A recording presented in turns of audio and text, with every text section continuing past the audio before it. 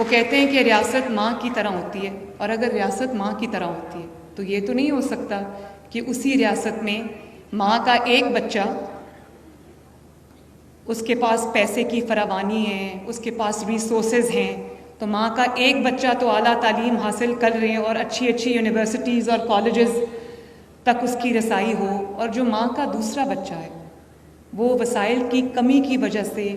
اگر تعلیم سے محروم رہ جائے تو ریاست کے لیے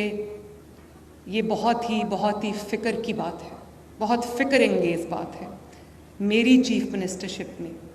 پنجاب میں کوئی بچہ جو اہل بھی ہو، جو لائق بھی ہو،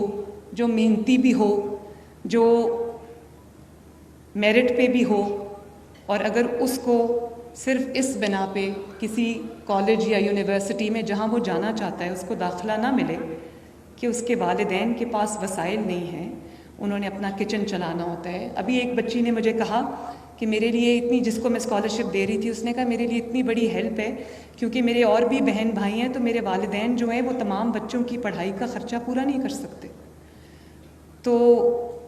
اگر کوئی تعلیم سے اس لیے محروم رہ جائے کہ اس کے پاس وسائل کی کمی ہے تو میرے لیے تو یہ بہت شرمندگی کی بات ہے میرے بچوں۔